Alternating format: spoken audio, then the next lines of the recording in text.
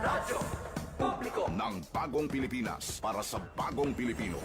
Naghahatid ng mahahalagang balita at impormasyon na guugnay ng pamahalaan sa sambayanan. Tulay sa himpapawid ng serbisyo publiko. Radyo Pilipinas. Radyo Publiko. Ang boses ng Pangulo. Sa Iloilo, Radyo Pilipinas, 585 AM.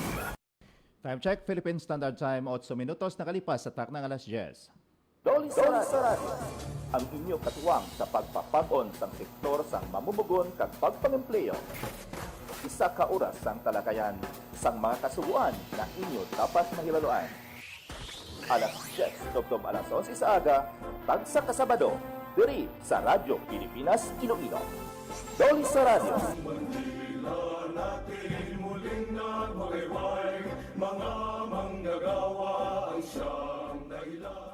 Well, sa mga tagpanamating natin sa Bilog ng Western Visayas, kamusta ka mo ba? Welcome naman sa pagpangalagad sang Doli sa Radio. Karon nga daw, sa aton niya pagpangalagad, it's the first Saturday for the month of March. Pitsa 7 kita karon sa bulan sa Marso. And of course, as usual, mangikaupod naman ninyong inyong alagad ang Labor Information Officer sa Doli Region 6, John Mandario, nga magadulong na naman sa mga informasyon may kangtanan sa pila ka may importante nga bagay sa Department of Labor and Employment. No? And we have nagid lamang sa aton nga Regional Director, Attorney Sixto T. Rodriguez Jr., ang aton nga Assistant Regional Director, Milicia Ais Navarra, nagatamyaw gid ang Department of Labor and Employment sa inyo tanan-tanan sang isa ka malinong, mabinungahon, kag of course, masinadyahon nga Sabado. No? Karon nga adlaw, ika-4 ng episode sa aton nga pagpangalagad sa Doli sa Radio. Ang pagdulong sa inyo sa nagapanguna nga may informasyon may kantanan sa mga programa kag hilikoton, mga aktibidad sang Department of Labor and Employment. So to recall, ang una naton nga episode nagasentro ato sa productivity and wages. Ginsundan ini sang CSHP, ang ginatawag naton nga Construction Safety and Health Program. Last Saturday ang SENA. And of course karon naman nga Sabado, tutok kita sa mga kababaihan, no? Kumo nga ang Marso, it's Women's Month. Nagaupod ang Department of Labor and Employment Region 6 sa tanan nga mga kababaihan sa bilog nga kalibutan kag sa bilog nga riyon, sa bilog nga pungsod Pilipinas sa pagsaulog sang inyo nga bulan, no? Amo ining paghatag naton sang importansya sang ginatawag balang pagkilala sa mga kababaihan sa ilay kasarang lakip na ang pagdulong sa advokasya sang equality, social justice, and of course, ang pag-protect man sang ilang nga mga kinamatawran.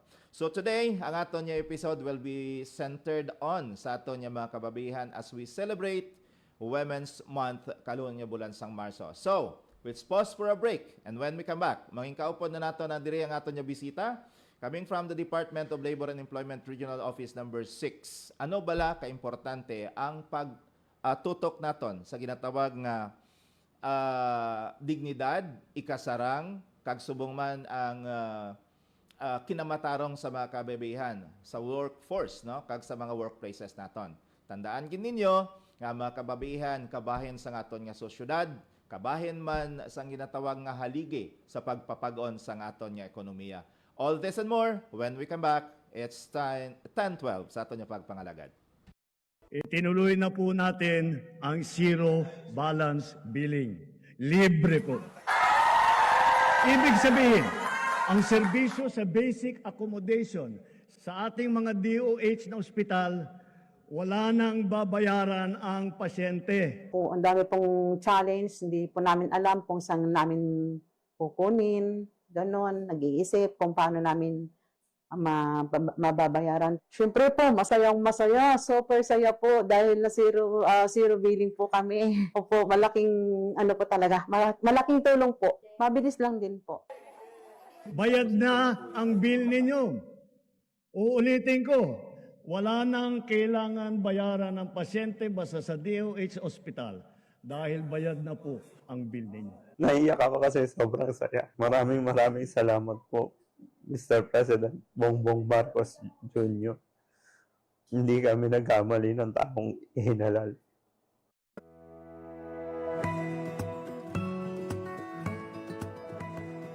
Sa isang bagong Pilipinas, hindi dapat makamba ang pamilyang Pilipino sa mga bayarin sa ospital.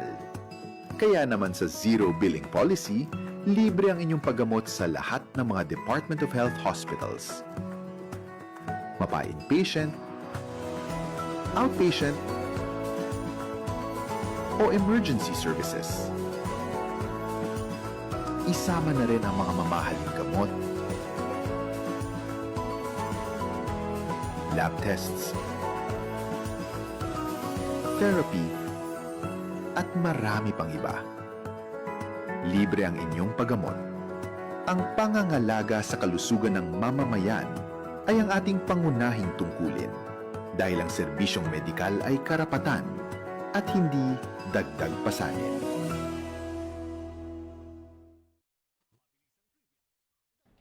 Oras sa pagpangalaga sa Radyo Pilipinas 1, alas 10:14.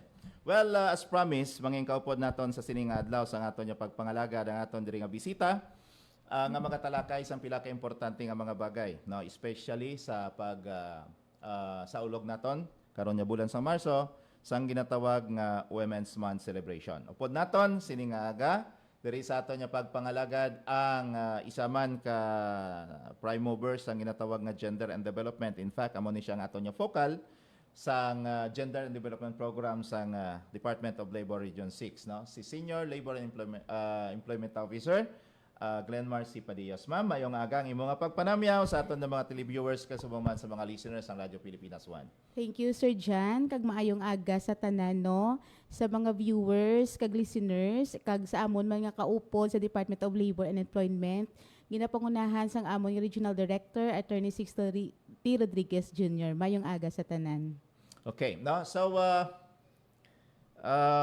karon nga bulan sa Marso, ma'am, it's of course the Women's Month, no? Yes, sir. Okay. So, we antes kita magtalakay sang kaimportansang Women's Month, no? Ang atong Regional Director, Attorney Sixto Popoy Rodriguez, ang nakaduso gid sang ginatawag na respeto sa mga kababihan. In fact, ang DOLI has been active in the advocacy for women's rights. So, nantawon naton sang Merkules, we have this what we call Purple Wednesday. Purple Wednesdays, sir, gina-encourage nato ng aton nga kaupod nga magsuksok sang purple, no, para man nga maghatag sang ma-recognize ang mga kababaihan. Okay, so Purple Wednesday kita sang nagligad. So makita ninyo sa inyong mga screen, no, arang aton Regional Director Attorney Sixto Popoy Rodriguez Jr. with the full force ang aton sini nga mga kaupod dira sa Department of Labor and Employment. And of course, ma'am, kung makita nimo, ang leadership sa aton nga Regional Director is being supported by women, no, sa palibot sang Department of Labor and Employment. Mga babae nga mga haligi man sa Department of Labor and Employment. Kung lang tawon naton structure sang Dole Region 6, daw kabalanse gid. Yes, sir. Ang aton Regional Director lalaki, no? And of course, ang top regional officials naton daw tatlo lang na sila lalaki mo. Oo. Please show lanay. Si Attorney Sixto Rodriguez Jr. ang aton nga Regional Director. Ang Aklan Field Office Head naton. Si Sir Engineer Michael Hison, no? Sa Purple Wednesday naton bala. Si Attorney George Esperares, TSDC Chief naton. Okay.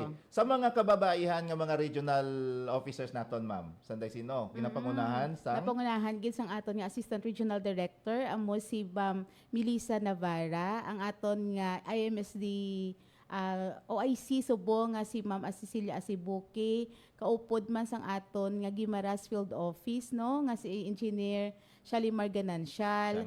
Yes, kag ang aton nga Antique Field Office nga si Ma'am Virginia Guboy, kag ang aton nga Iloilo Field Office man nga si Dr. Arlene Shautong, kag ang aton nga ang Kapis nga head amo si Attorney Eileen Balakyo, kag ang aton nga mediator arbiter, no, Attorney Divine Grace Gabunas, no. So makita, no, kabalanse sang leadership sang aton nga Dole Regional Office number 6. Nakita naton ang puwersa sang kababaihan nga nagapadalagan sang mga programa dira. Amo nang siling naton nga ang success sang implementation sang Dole programs and services kabahin gidara ang mga kababaihan. Yes, oo, sir, no? So as we celebrate Women's Month, ano ang kaimportante ang Women's Month celebration ngayon ni ma'am sa aton sa labor employment sector? Subong nga Marso, Sir Jan, no, ginaselebrar naton ang National Women's Month nga may ara kitang theme, no, amo ang We for Gender Equality and Exclusive Society. Kag ang aton nga sub-theme subong nga tuig amo ang Lead Like Babaylans Pilipinas. Ang ini nga selebrasyon, no, ginapangunahan ini sang Philippine Commission of Women kag partisiparan sang tanan nga ahensya, hindi lang ang Department of Labor kundi ang bilog nga ahensya sang gobyerno. Kag amo na upod kita sa nakalakip gidiri ang aton gidyang opisina amo ang Department of Labor and Employment. Yes, no? And of course, tikulang tawon naton, the women also plays a vital role sa employment sector naton, di ba? Ma'am? Yes, kagay ginakilala naton ang kontribusyon sini kag nagadalagan sang kababaihan, nagapaglig-on sang proteksyon sa empowerment, no, or sa aton nga employment. Especially na Sir Jan sa pag-hire sang mga kababaihan, no, dapat wala kita sang diskriminasyon. Correct. No, kag dayon may ara gid kita nga mga isa-isahon ko na karon kun ano ang mga polisiya naton So, para sa mga equal kababaihan. opportunity for all. Yes, Kaya sa isang tanan. una, sa mga construction ngayon, mahambal sila nga hindi pwede babayad. Ano? Kaya mga mahinang nilalang na sila. Yeah. But subong, lain na ang konsepto sa Department of Labor and Employment nga nagasunod man sa advokasya sang empowerment sa mga kababaihan. Oo. Kag inay nagahatag kita sang oportunidad kag protection of course sa mga women. Okay, very good, no? So karon ma'am, ang importance naman sa Women's Month celebration, I mean sang papel sang gender and development sa sining celebration nga ini. Siguro Sir Jan ang i-describe ta kung ano ang gender and development, Yes. no. Ang gender and development isa sa kaproseso nga nagahatag sang patas hindi lamang sa kababaihan kundi sa mga lalaki sa pag-uswag sini. So kita sa Department of Labor ginakilala naton ang mga kung ano ang nami nga mga programa nga para sa tanan, hindi lang mutambal ko, hindi lang sa kababihan, kundi para sa kabataan, para sa mga senior citizens, para sa mga aton nga mga IPs, no? Since nga daw subong nga ara na gid kita na ang natawag naton nga inclusive na gid kag ang aton nga mga PWDs. Okay, no? So there is a Department of Labor and Employment, ang Gender and Development Program had been active sa pagpatuman sa mga programa. Kay manti subong, we have to go with the trend globally, no? So ang Gender and Development ginadusog ini sa bilog nga kalibutan. And of course, along with that, ang pagsabay man sa Department of Labor and Employment. So what are some of the initiatives nga ginahimo karon sa Department of Labor and Employment, Ma'am Glenn? Okay. So ang mga programa kag ginahatagan gina naton, no, sang budget naton kag ginamonitor kag ang mga serbisyo, ang GOD initiatives sang Department of Labor una-una gid ang gender mainstreaming. Ini gina-integrate ang gender perspective sa tanan nga programa kag sa serbisyo para sa tanan. Of course, hindi lang ini Sir Jan nga ginahimo naton nga dapat may basihan kita. Dapat may ara kita sang Dolly God agenda. Isa ini ka strategic framework nga gina-guide sa gender responsive planning kag paano mag-implement. Pero ini ma'am, hindi lang gid para sa aton nga empleyado. Oo, para ang ining ginahimo naton sa Dolly para sa mga workers ini. Okay. Ang aton ini sir, klaro ina ang aton nga agenda kun ang aton nga framework may tatlo ina ka focus, no. May ara kita nga para sa clients naton, may ara kita sa aton nga mga organisasyon kag of course para man sa aton nga mga empleyado sa Department of Labor. Okay, kaya hindi mo man ma-implement ang isa ka bagay kung wala ka sina. Yes sir. So, amo nang guide naton. So gina-empower ang taga Department of Labor and Employment para nga trickle down mo naton ng aton services sa mga kliyente naton. Okay, so that is gender mainstreaming. Ano pa gid ma'am? Aside dira sir, may ara kita nga gender fair workplaces policies. Amo ni siya ang mga ginapalig-on nga safe, no? Kag makatawo, wala sang diskriminasyon, kag nakambal ka kagina kag ang gina-promote gisang aton nga regional director amo ang social justice naton, no? Advocacy yes, ni amo Director na, Popoy Rodriguez ang social amo justice. na ang gender Which fair. of course dako nga porsyento dira ang para sa kababayan. Yes, oo. Amo ng gender fair workplaces policies naton. So i-discuss ko ang una, sir, amo na ang Safe Spaces Act or Anti-Bawal Bastos Law, ang ato nga Expanded Solo Parent Welfare Act. Okay? Next, ang Anti-Bawsi Law, no, may ara kita nga 10-day leave para sa victims of survivors. Live sa trabaho. Yes, oo. Kung ikaw Biktima sa biktima baus- ka sang bawsi. Mm-mm. Kag tapos ang expanded maternity leave naton nga 105 days. Of course, hindi lang atong hambal ko nga hindi lang sa kababihan, ang aton nga Paternity Leave Act kag ang ILO Convention number 160, amo ni siya ang violence and harassment in the world of work. Ang na-mention mo ini, ma'am, gina-reinforce ini sa Department of Labor and Employment through inspection? Yes, oo. Sa paagi sang aton nga inspection program, gina-check ini sang aton nga mga ang inspectors, no, may ara gina sila nga ginalantaw kung ang aton nga mga may mga policy bala ang aton nga mga company sa ila nga during sa inspection. So dapat makita ina sang aton nga inspectors kay kun wala gina-mandate gid ina nga dapat butangan. Oo. So, there no, makita sa mga tagpalamati naton sa aton sini nga mga televiewers kung paano gina-relate sa Department of Labor and Employment ang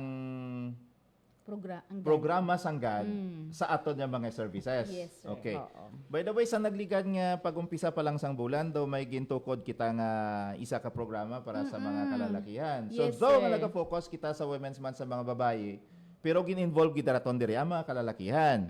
Oo. Amo na so sir ang aton nga move o kung natawag naton nga Men Opposed Violence Everywhere program. So hindi lang na siya para sa aton mga kalalakihan o empleyado sa Department of Labor and Employment, kundi ini para man sa aton nga mga company, no, nga makabalo sila nga dapat wala sang violence or discriminate or harassment sa aton mga kababaihan kung sa aton manda nga mga iban nga mga sektor sa mga kompanya. Move, no? Ang pagsumpa to sang mga nagligad sa mga kalalakihan naton, no? Ang members sang Move or ang ginatawag naton nga Men Opposed to Violence Everywhere, no? Yes, Ang sir. ining pagsumpa nga ini sa nakita sa mga televiewers naton dira sa inyong nga screen, mas taking ini sang mga MOVE officer sa bilog nga Pilipinas. Oo, central office with their central office kag na ang aton nga mga kaupod sa iban nga region, Yes. Sir It Chen. was Yusek Igargo, Felipe Igargo Jr. ang nag-officiate sang outtaking. Kag makita niyo sa screen naton si Attorney Sixto Rodriguez nga nagatindog with the officers sang MOVE as witness sa pagsumpa sini sa ila. But anong papel sang MOVE nga ini, ma'am?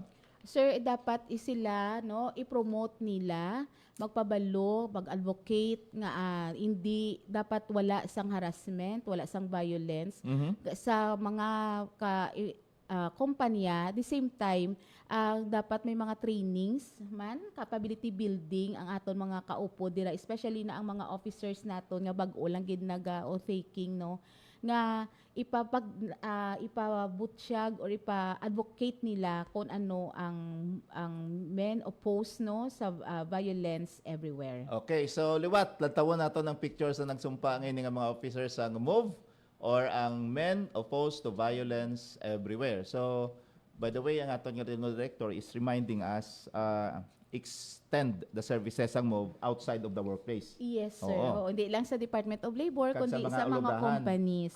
So, luwas sa mga companies, everywhere. Yes, Bisan tao, sagwa. sa sagwa.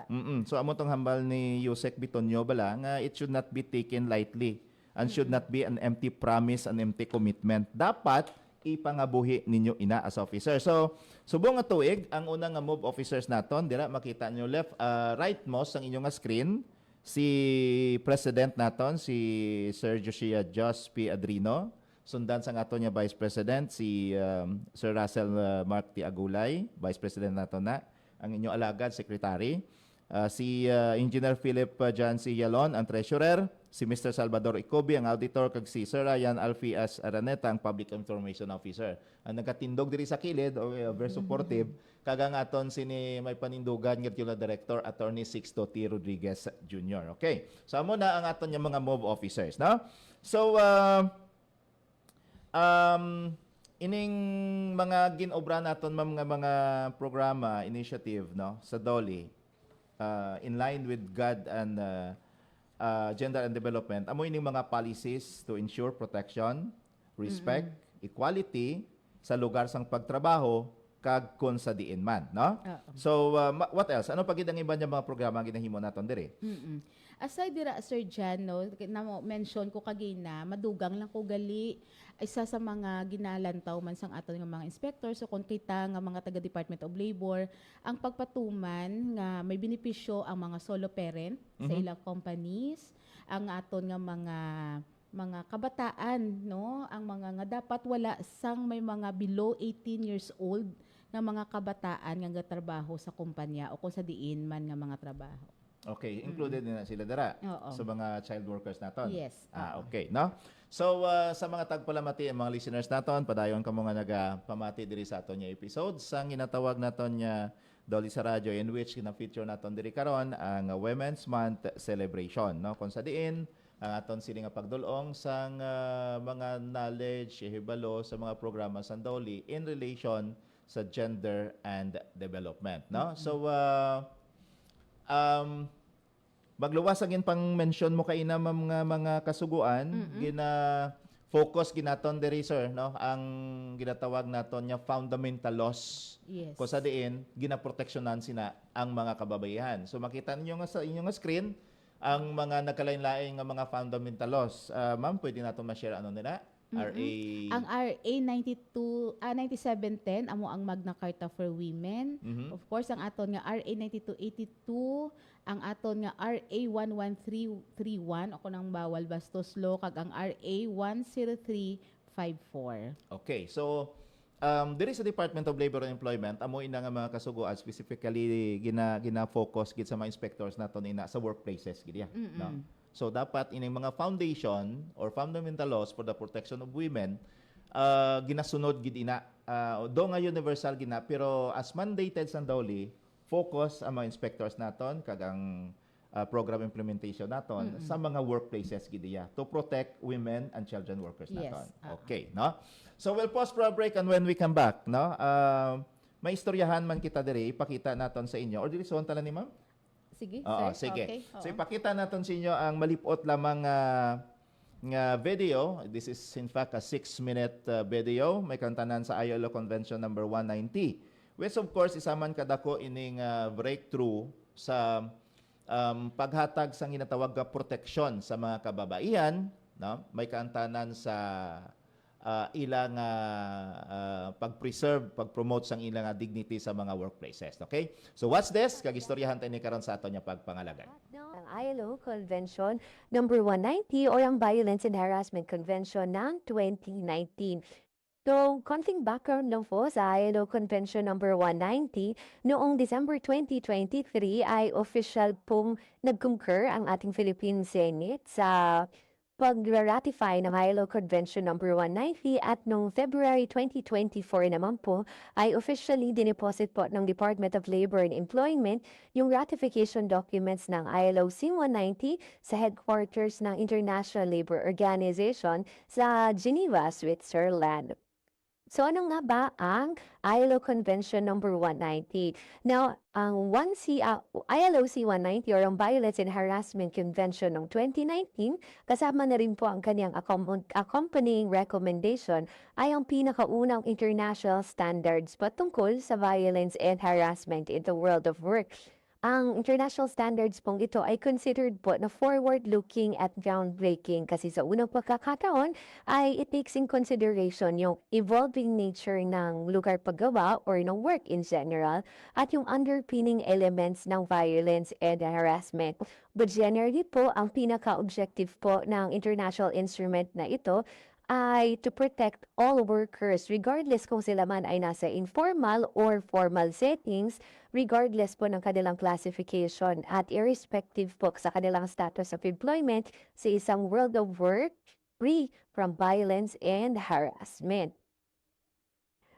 Now, dahil nga po ang ILO Convention number 190 ang pinaka-inunang international standards on violence and harassment in the world over, dinidefine niya rin po kung ano ang violence and harassment.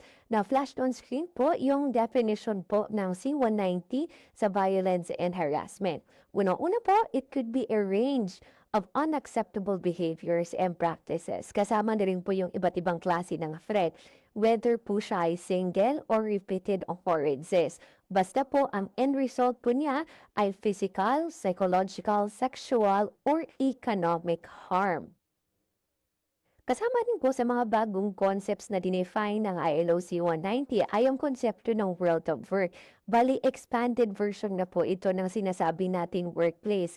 Dati po, ang inisip po natin pag sinabing lugar paggawa or workplace ay yung station lang po natin sa ating mga opisina. Ngayon po sa world of work, in-expand niya na po ito. So, it refers to all possible areas of work. Tulad ng una, yung usual natin na mga workspaces or workplaces sa ating mga opisina. Kasama na rin po dito sa world of work, yung mga lugar kung saan ang isang manggagawa ay nagtatrabaho, nagpapahinga, kumakain, or nagbe-break. So, kasama rin po dito yung mga work from home setup. Kasama rin po sa world of work ay yung mga sanitary, washing and changing facilities, mga work-related trips, training events, at mga social activities. So, yung mga work-related na mga leisurely activities tulad ng sports fest, mga parties sa office ay pasok na po sa world of work. Kasama na rin po dito sa world of work or under ng ILO C-190 ay yung mga cases ng violence and harassment through work-related communications. Mapasulat mo ito, email, text message, basta any form of work-related communication ay pasok na po sa world of work. Kasama rin po dito yung mga employer-provided accommodation. So yung mga napping areas, yung mga pinalulunuyan ng ating mga workers kung saan ang kanilang workplaces ay napakalayo, yun. Basta ito po ay provided po ng kanilang employers. At lastly, kasama na rin po sa world of work yung pagkukommute ng isang worker to and from their workplace and their residence. So, sino-sino nga ba ang covered ng ILO C-190? Virtually po, it protects all kinds of sectors. So, lahat na po ng klase ng workers, nasa formal, informal, regardless sa kanilang classification at irrespective sa kanilang status of employment. So, kasama na rin po dyan yung mga nasa employee-employer relationships na po, yung mga employed.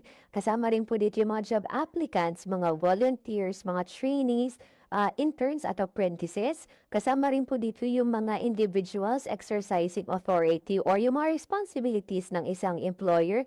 At kasama na rin po dito yung mga third parties, so yung mga kliyente, yung mga customers or mga miyembro ng publiko. So napakalawak na po ng coverage ng ILO C-190. At bilang nga tayo ay isang ratifying state ng ILO C-190, tayo po ay may obligations. Now, basically lang po, tayo po ay obligado po to ensure that the provisions of the convention shall be applied into law and practice by way, let's say, a policy, a batas, or amendment to the current regulatory regime ng ating bansa. So, doon po nagtatapos ang aking presentation na ILO C-190. Maraming salamat po sa inyong pakikinig at magandang araw po sa ating lahat.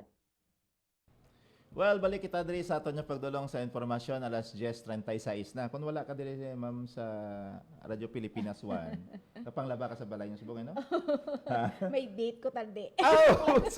Joke lang, sir. Hindi, usually amo ni mga inadlaw, amo ni mga inuras, kapang laba si balay ng mga pamilya. Sine, o diga mo, kaga syempre ang pwersa sang kababaihan sa paningmalay arana, no? And of course, nakita taman yung isa bilang pagbago sa panahon nga sa una, ang mga lalaki, wala na nagatandog sa nalabhan. Subong ay consider na nila nga ang mga babae, kapoy makuha sa trabaho, nakabuligay naman sila subong, no? Okay. Kaga namit daw magluto ang mga lalaki, sir. Oo, natural. Okay. Alas 10:37. Now, balikan tangin show naton bago lang. Ang C-190. C-190.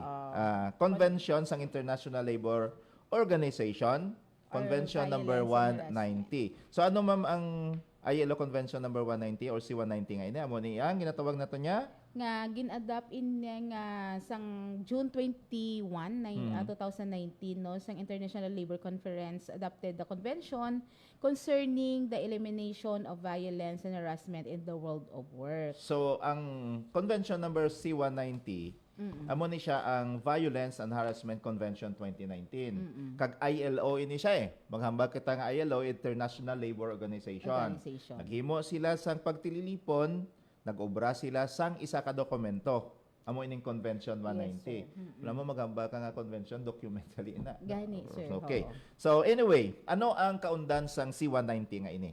Okay, so kagina Naka-focus kini sa workplace, no? Yes, sir. Sige. Kaga sa ang possible areas no, hindi lang nabalaan naton nga may mga formal kita nga settings ang trabaho muna nga sa mga company hindi lang niya subong sa formal kundi ara man sila sa mga informal settings regardless kung ano ang classification or ang sang status ng employment sang isa ka tawo. Okay. So informal. Namuno mo informal, amo ning mga Vendors wala sang employer relationship. Kaya maghambal oo. kita sa mga workers to for additional information. We have this formal and informal sector. Kung maghambal kita nga formal sector, amo ni siyang may employer-employer relationship. Usually, nagatrabaho 8 to 5, no? Yes. Oo, gina-control sa ang employer may control over the employee, siya nga pasweldo, siya gahatag assignment. Pero ang mga informal workers amo ini siyang mga worker nga wala sang amo. Yes. Wala Oo. sang- usually generally wala sang amo pero nagatrabaho lang. Yes, oo. Ng mga manuglibod kun gabi. Oo. Nalaman diri ang aton nga mga kasambahay. Ay, kasambahay, Oo, no? aton mga kasambahay. Okay, sa sining C190. Pero sa informal sector, amo ning mga manuglibod, ining mga nagabaligya dira sa mga pagkaon, amo na sila informal sector, wala sila sang amo. No? So, nga ginhimo ining ginatawag naton nga convention C190 nga daw damo naman sang mga kasuguan niya nagaprotect sa mga workers ta. Actually, sir, ginhimo ini siya kay para nga makahatag sang proteksyon no, hindi lamang sa mga formal naton nga mga workers, Okay. even man ang aton nga mga job applicants, mga volunteers, mga trainees naton, Okay. even ang mga interns, mga apprentices naton kag mga workers whose employed has been terminated. So mga vulnerable man ini sila nga Yes, mga sir. workers, no? Vulnerable and the prone sila sa abuses. Yes, oo, sir. Oo. So ginhimo ini para nga mga interns naga-apply ka pa lang, hindi ka Abuse. mapamintahaan, Ma-exploit. ma-exploit. Oo, Yes, ma-exploit. okay. Oo. Sige. So ano pa gid mga salient features ang ILO C190? May ara kita nga mga individuals na exercise ang authority, duties, and responsibilities of an employer. Kag ang third parties whether they are clients, customers, patients, or member of the public. Okay. So amo nang focus dira. So what else? Ano pagmandugang naton diri ma'am sa C190? O sige sir, ianhon ko na lang guro ang mga obligations no or mga provisions ng convention nga ini. Number 1, gid syempre ginarespeto, gina-promote naton ang pagrespeto sa fundamental rights and principles sa trabaho. May dapat may equality kag hindi siya non-discriminatory. Yes, oo. Nga kung babae ka sang una, mahinang nilalang ka. Daw second fiddle ka lang, no? Yes, oo. Kung baga, spare tire ka lang. Pero hindi naya mo. Hindi naya mo, oo. Dayon, gina-define naton ang gender-based violence no and harassment sa world of work. Dapat balaan ini sang aton nga mga kaupod, especially sa mga kumpanya naton nga ang gender-based violence no kag amo ning namat-amat ta sir promote subong nga may mga amutan ni subong nga talks or amutan nga activity para may kabaluan nila nga hindi lang sa generalizable standards yes, lang. Oo. Kundi naabot naton ang ila pag nga mga rights no nga nangod sa aton nga gender. So but silingon nga ang focus naton para sa mga workers is not just compliance with the general labor standards, mga overtime pay, holiday pay, minimum wage, kung ano pa dira nga GLS. Yes, sir, but ginaduso na naton subong kag gina-include sa advocacy sa Department of Labor and Employment ang ila nga rights. Kinamatarong. Yes, okay. Oo. Of course, na gina-promote man naton nga dapat ma-prevent na no ang violence and harassment sa mga gina-arrange naton nga mga occupations or ang ilang nga mga trabaho mo to kag ginaliwat-liwat mo gito sir dyan nga sang unang kababaihan or ang iba nga tao no or ang ito nga mga kasambahay anon ko na lang nga wala sila sang the rights gid but subong gina-promote naton nga dapat balaan nila kung pila dapat ang ibayad sa ila balaan nila nga may ara sila nga mga leaves, may ara sila, nabaydan sila sa ilang mga holiday pays, SSS, mga mandatory social nila. protection nga benefits. Kag of course gina-empower naton no ang mga labor sector inspectors naton nga maging kumbaga vigilant man kita tanan sa gakalatabo sa kumpanya or whether informal na siya or formal settings sa trabaho. So amo nang obligasyon sang estado subong nga nabase diri sa C190 nga ini. So that's why we are doing this one. Gina-introduce naton ini sa mga sa publiko which could of course benefit sa mga worker as well as information man sa mga employer. Kaya matindi mo man na-implement ini kung isa lang ka sektor, isa lang ka stakeholder ang ano mo i-inform mo dapat both parties gid na considering ang gobyerno is of course trying to ang dole nga tripartite council tripartite kita no pero may gid na ang involvement sa worker kag ang employer sa mga implementation sa programs nato. Sige ma'am. Sige sir. Okay, so that is mga salient features in isang C190 no. So klaro nga ginatagaan gid diri emphasis ang rights sang mga workers naton which focus man sa mga kababaihan syempre pa no. Okay. So by the way, this month of March Ma'am Glenn daw kadamo man sang natapos na naton nga mga tawag sinikani nga mga activities naton no. Highlighting of course sa Women's Month celebration. Now, are there other programs ikaw nga na line up para sa mga workers naton? Na may ara kita sir no hindi lang sa aton nga mga workers kundi para man sa aton nga mga empleyado sa Department of Labor kag mabalaan naton ano bala ang role naton when it comes sa GAD no. Okay. So ang first naton is ang information caravans bahin sa Women's Right for Labor and Programs. May like sinsan nakaara na tang may mga orientation kita basic GAD. So basi sa subo nga bulan may ara kita nga gender sensitivity para sa aton nga PWD focal persons kag sa aton mga child labor focal persons naton ginalantaw man naton ang mga livelihood no nga mga or skills sa aton nga mga ano kag gina-check gid ina kun ang ina nga livelihood para bala sa kababaihan para bala sa kalalakihan or para bala sa mga parents of child laborers nato nga matagaan sila sang ano gani na ng pangabuhian para hindi na magbalik ang kabataan nila sa child labor. Oo, kag para mahawas man sila sa kaimulon. Yes, no? sir. Kaya man amo man advocacy ni Director Popoy Rodriguez nga the cause of evil is poverty. Correct, Oo. sir. So, ang Department of Labor and Employment is trying to do things and steps, initiatives nga makabulig sa pagpataas man sang level sang pangabuhi sang aton nga mga workers kag tingwaan ta nga madula ang poverty is because kung madula ng poverty ang mga kabataan makabalik na sa eskwelahan no sa ginambal mo nga mga child laborers nga ni so kung kaysa they are forced kay pigado ang pangabuhi pero ang aton sini nga mga programs is centered on them man no? Yes sir. Para nga matagaan livelihood ng ginikanan mahawas sila sa kaimulon makabalik sa eskwelahan kag ma-enjoy nila ang ilang kang namatarong bilang bata. Yes, no? oo. Okay, sige ma'am. Kaga, sir, no, angot sa dira, ginasaulog naton sa 4th week of March, amo ni ang Girl Child Week. Girl Child Week. Yes, okay. oo. At anangot na siya sa National Women's Month naton. So may mga ara kita nga mga activities like for example sa March 27 sa Aklan kita no maghahatag kita sang information service caravan nga sa ikaapa sa ginapatuman inino nga mga proklamasyon sang number 759 ini naga-focus sa protection kag empowerment sa mga bata nga mga babayi. So dito kita sa Dito Aklan. kita sa Anong Aklan, activities sir. naton dito? Oo. Dala na siya sa CLPEP naton nga program amo ang Information Service Caravan. So mahatag kita sang mga gamay nga mga aton nga mga advokasya party sa mga bata, no, like for example pwede kita maka-invite guro sa aton mga other partners to discuss kung ano ang 7610 RA 7610. Oo.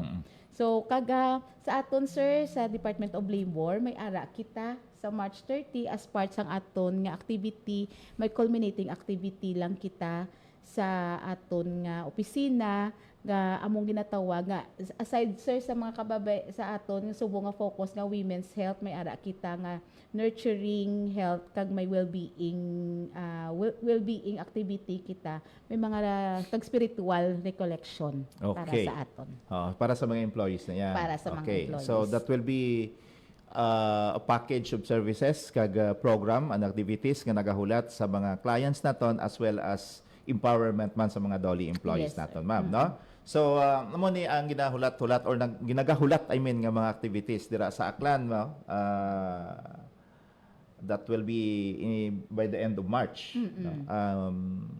Girl and Child Week. okay. Kung may Women's Month nga gin-focus gid sa Girl and Child Week, how? Ano ginain? Balik ko siyempre ko babahe sir mo. So amo na nga ginatagaan ay na sa ina nga week na tagaan gid importansya ang mga kabataan nga babahi para mabalaan man nila ang ilang nga mga rights. Okay. Kung paano ta protektahan ang ining mga kabataan. Okay. So amo ni ang pila ka mga activities naton nga na-line up for the month of March.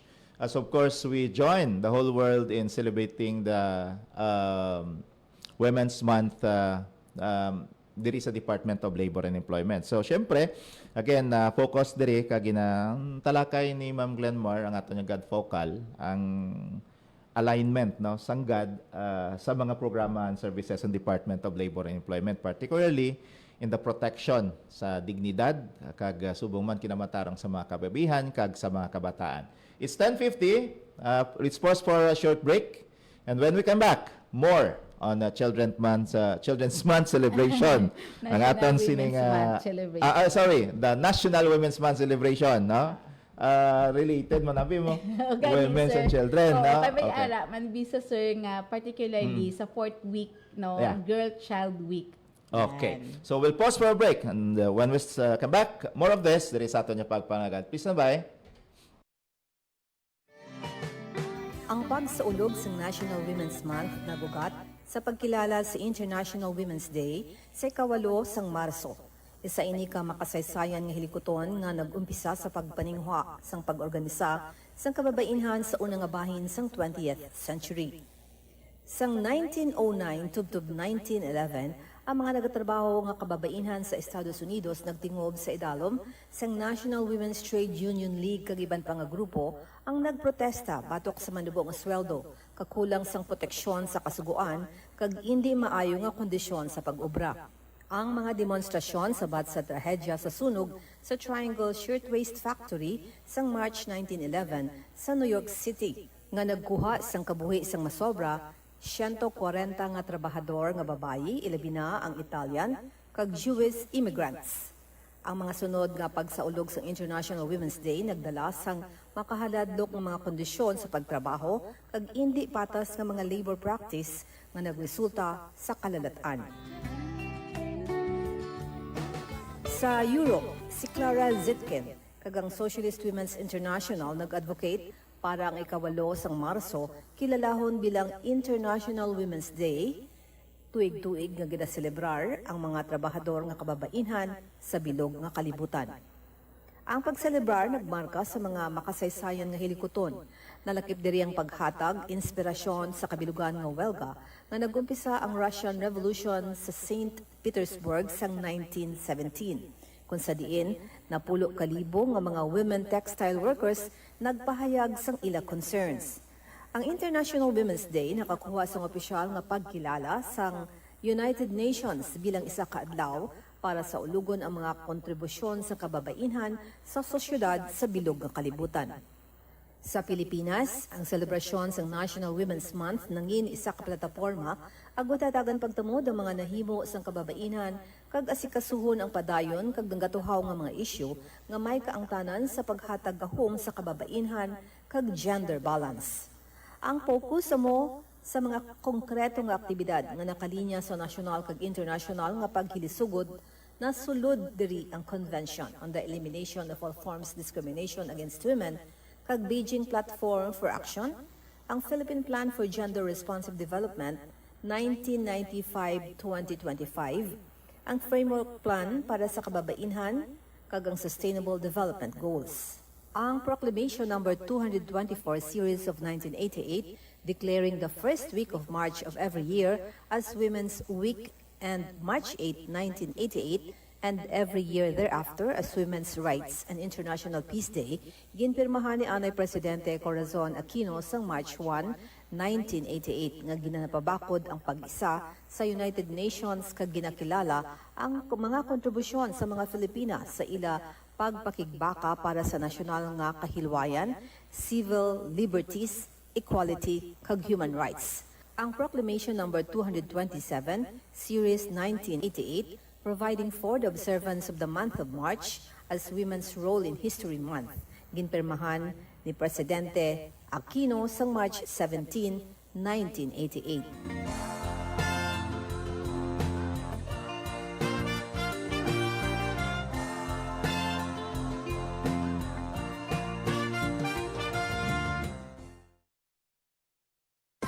Time to celebrate kulturang Pinoy. Tradisyon, musika, sining, literatura at iba pa. Anything and everything fun and Filipino. Ito ang Pinoy Kultura. Ang abacada, sounds that make up Tagalog words, pagbigkas at pagsulat ng mga titik o letra sa Tagalog, the basis for our national language. Steam It, Panahon TV, Tagalog Lang, Metro Scene, and Wiki dig into its evolution. Records start with the baybayin, the alphabet used by the early Filipinos in the 1600s. From the Tagalog root word baybay, meaning to spell, baybayin was apparently derived and influenced by Indic and Javanese scripts. There was also the alibata. Paul Rodriguez Versosa named that in 1914. Was based on the Arabic alphabet from the Maguindanao Moros, but was modified when the Spanish came. The Spanish introduced the Latin and Spanish alphabet called abecedario, the original alphabet of the Catholicized Filipinos. You could say the Romanized version of baybayin. Then the Americans came and introduced the English language and its 26-letter alphabet. Because there was fear of losing the abecedario, the government ordered the adoption of a Tagalog-based national language. They also wanted a dictionary and grammar book. That's where writer and former Senator Lope K. Santos comes in. In 1939, he developed ang Balarila ng Wikang Pambansa. Abacada became the national alphabet from 1940 to 1976. Noong 1976, ang Department of Education, Culture, and Sports ay nag-issue ng revised alphabet. Dinagdag ang mga letrang C, CH, F, J, L, N, Q, R, R, V, X, at Z. They called it Enriched Alphabet or Pinagyamang Alpabeto. More tweaks follow, and in 1987, the Filipino alphabet was published yet again with 28 letters. What you'd recognize is our modern alphabet. 26 letters from the Latin alphabet and the Spanish N or Enye and NG or nang.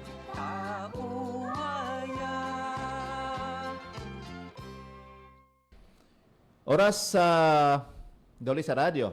Oras sa Radyo Pilipinas 1. Alas 10:56 ka bukal ng tong tinigang sa mga panimala siguro. sir. No? Okay. Sa mga nanay tira, sa mga kababaihan nga nag-upo diri sa amon, it's time for us to go na sa pagpasalamat ginato. No? And of course, again, we would like to recognize gid sa mga haligi sa Department of Labor and Employment nga mga kababaihan. Yes, To sir. start with, Thank you, Gid. Sir, dyan sang amon Assistant Regional Director, si Ma'am Melissa S. Navarra. ginasundan sang Oo. aton nga mediator arbiter, Attorney Yes. Divine Grace Gabunas. Ang aton nga Field Office Head, no? Si Dr. Arlene Shautong. Iloilo Field Office na Yes. siya. Sa Guimaras, araman ang Rayna sang Guimaras, si Engineer. Engineer Shalimar Ginansyal, isa man ka woman leader naton. Yes, kagang aton mga sa Antique, OIC Field Office Head naton, amo si Virgie Guboy. Okay, kag sa IMSD, ara mandira si Ma'am Cecilia Mambing S. Asabuque Oo. nga naga-oversee sang operations sang internal management section naton. Oo, kagang aton nga Field Office Head sa Capiz, Attorney Eileen Balakio. Oh, Pueblo. So amo na sila ang haligi nga mga kababayan ginatagaan ginaton sang pagsaludo naton as we celebrate the Women's Month celebration. Sila ang nagahatag sang full support sa mga lalaki nga mga lideres ng Department of Labor and Employment sa pagpamuno ni Attorney Sixto T. Rodriguez Jr. with the assistance man ni Isang aton nga OIC Head sa TSSD, amo si Attorney George Ferrares II. And completing of course ang lalaking regional officer naton, no? Engineer Michael Hison sang Aklan Field Office, Yes. no? So nakita ko balagalakat ako kay Nadiri. Nakita ko kabalanse sang leadership, no, sang Department of Labor and Employment, no? Ang top 2 leaders naton lalaki kag babaye, no? Yes, That is top one three. of course ang advocacy nga ginaduso man naton nga tagaan gid iya sang equal opportunity ang mga babaye sa governance sang isa ka ulubrahan or sang isa ka ahensya, no? Okay. So Ma'am Glenn, kalipot sang isa ka oras sa isa ka malawig kag dako nga tawag sini nga issue or isa ka dako nga topiko, no, nga maka-effect or makahatag sang benepisyo sa madamo nga mga workers naton, especially kababaihan. Yes, sir. Okay. Hindi lang kababayan ka naisip ko man siling ko, if ang isa ka babae ginrespetong kinamatarong na hindi lang siya nga babae ang maka-benepisyo sini. May kabataan ba na siya? Yes, oo. May bana man na siya. no? Inclusive gid gani sir. Yes, tanan, if you oo. respect the woman, you respect sang iya nga bana, ginrespeto mo man ang bata ya. No, very inclusive ang aton sini nga pagdulong sang tawag nga respeto sang mga kababaihan naton, no? And of course, ano kani ang aton nga theme subong? Ang aton nga team subong amo ang We for Gender Equality and Inclusive Society, kag ang aton nga sub-team no kanami gid Lead Like the Babaylands Pilipinas. Okay, so ma'am, lead like the babaylands. Alas 11 na. Oo. So, Sir Jan, madamo gid nga salamat no sa aton nga partner sa Radyo Pilipinas, Radyo Publiko sa pag-invite sa aton para nga mahatagan importansya ang ini nga selebrasyon subong nga Marso amo ang National Women's Month. Wala lang kita ginimbitar, ma'am. Gintagaan gikita sang oras diri every Saturday. Ay, oo. Sa aton nga partner. Amo na, oo, sa aton nga partner. So, padayon kita no nga maging malig-on, responsable kag empowered no, especially ang mga kababaihan. Kilalanon nato ng aton mga ang aton nga mga katungod no sa nga maging aktibo sa komunidad. Kag kami man sa Department of Labor wala gid sang untat sa pagbulig sini sa aton nga mga kababaihan sa tanan nga sektor ang Sir Jano, nga hindi lang sa kababayan kundi kapati man sa mga lalaki kay natawag naton amo na siya ang God and Development naton nga programa. Pagkatapos no ginapangabay man namon nga ikampanyaman kag suportahan ang programa sa Department of Labor and Employment para ini sa aton tanan. Yes, and the Department of Labor and Employment, of course, our role is to promote sang kinamatarong kag welfare sang aton nga mga kababaihan, pinaagi man sa mga services naton like sang inspection, livelihood, kag iban pa, no? Gina-connect naton tanan-tanan para sa welfare sang aton nga mga kababaihan as we celebrate the National Women's Month celebration. So once again, Ma'am Glenn, salamat sa inyong pag-upod. Madamo gid nga salamat Sir Jan kag sa aton nga mga viewers kag listeners kag sa akon nga mga kaupod sa Department of Labor and Employment. Thank Okay. you and happy weekend. So in behalf na gid lamang kay Regional Director Attorney Sixto T. Rodriguez Jr., ang fighter gid sang social justice, no? Kag sa kinamatarong sa kababaihan, and of course Assistant Regional Director Melissa S. Navarra. Nagapasalamat ang Department of Labor and Employment Regional Office number 6 sa Radyo Pilipinas 1 kag sa tanan-tanan nga nagaupo diri sa aton, because our goal is to empower you. Learnings and of course ang pagkuha ninyo sa gusto nga impormasyon is empowerment. Salamat, kid. See you next Saturday. Thank you. Happy Women's Month. Doras sa radyo, ang inyong katuwang sa pagpapag-on sang sektor sang mamumugon kag pagpangempleyo. Isa ka oras sang talakayan sang mga kasubuan na inyo dapat mahilaluan. Alas 10, tubtob alas 11 sa aga, tagsa kasabado, diri sa Radyo Pilipinas, Iloilo. Dolis sa radyo.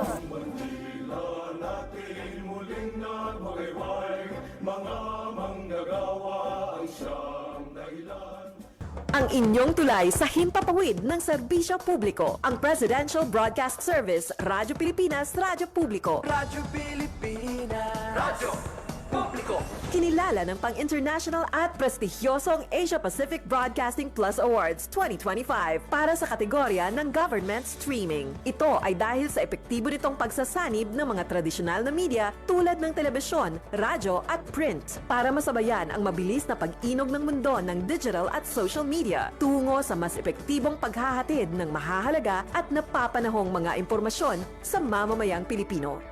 Kinilala rin ang Radyo Pilipinas dahil sa patuloy na pag-akyat ng rating. Ngayon ay matatag sa pang-4 na pwesto sa Mega Manila ayon sa pinakahuling Nielsen Radio Audience Measurement Survey.